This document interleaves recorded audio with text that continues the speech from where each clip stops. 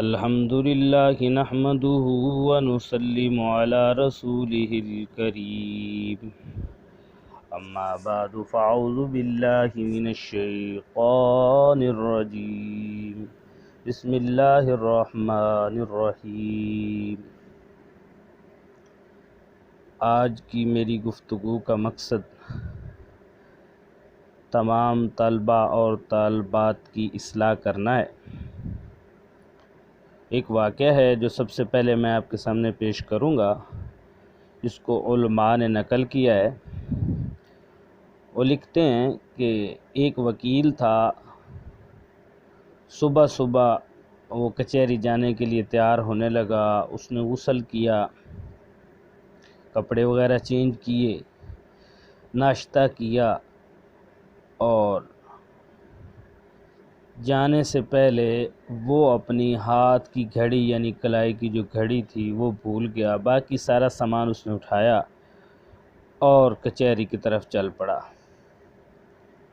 جیسے ہی وہ اپنی کچہری میں پہنچا، اس کی ظاہر بات ہے دوست ہوں گے، کچھ دوستوں سے ملا۔ ایک جو بہت قریبی دوست تھا، جب وہ اس سے ملنے لگا تو اس دوست کی نظر اس کی کلائی پر پڑ گئی۔ تو اس نے پوچھا، آج تو نے اپنی گھڑی نہیں پہنی بھائی؟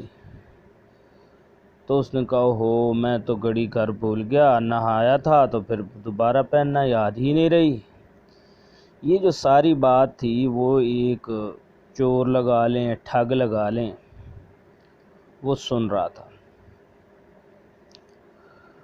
اس چور کے ذہن میں ایک طریقہ آیا، وہ وہاں سے چلا اور اس وکیل کے گھر گیا۔ جاتے ہوئے اس نے رستے میں سے ایک مرغا پنجرے کے ساتھ خریدا اور اس کے گھر جا کے دستک دے کر کھٹکھٹایا اور کہا کہ یہ وکیل صاحب نے مرغا بھیجا ہے، اس کو رکھ لیں۔ اور ہاں، وکیل صاحب کہہ رہے تھے کہ میری گھڑی جو ہے وہ گھر بھول گیا ہوں، وہ لیتے آنا، تو وہ مجھے پلیز دے دیں۔ اب گھر والوں نے سمجھا ظاہر بات ہے وکیل صاحب نے مرغا بھیجا ہے تو پھر گھڑی بھی منگوائی ہوگی، تو انہوں نے اسے دی اور وہ لے کر چلا گیا۔ اب وکیل صاحب جیسے شام کو گھر آئے تو باتوں ہی باتوں میں گھر والوں نے پوچھ لیا کہ ہم نے جو گھڑی بھیجی تھی وہ آپ کو مل گئی ہے؟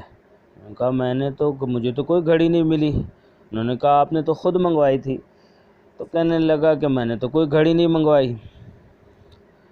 تو بہرحال اس حالات میں انہیں یہ اندازہ ہو گیا کہ گھڑی جو ہے کوئی لے گیا۔ اب اگلی صبح پھر وکیل صاحب جو ہیں وہ گئے اس اپنی کچہری میں، تو وہ جو چور یا ٹھگ تھا وہ دوبارہ پھر گھر آیا اور کہا کہ وکیل صاحب کہہ رہے ہیں کہ گھڑی مل گئی ہے، وہ غلطی کے پاس کسی اور کے پاس چلی گئی تھی، تو جو ہے آپ وہ مرغا واپس بھیج دیں۔ تو انہوں نے کہا شاید گھڑی مل گئی ہوگی۔ انہوں نے دوبارہ مرغا جو ہے اپنی سمت سے واپس پکڑا دیا۔ اس طرح اس چور نے یعنی اس ٹھگ نے اپنی شاطرانہ چال کے ذریعے وہ گھڑی بھی لے گیا اور اپنا مرغا بھی واپس لے گیا۔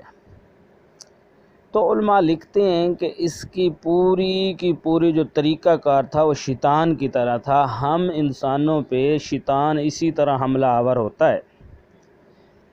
پہلے وہ ہمیں مال دے کر، جائیداد دے کر، دنیا کی خواہشات دے کر ہماری دین والی دولت کو لوٹتا ہے، یعنی دنیاوی دولت دیتا ہے اور دین والی دولت کو لوٹ لیتا ہے۔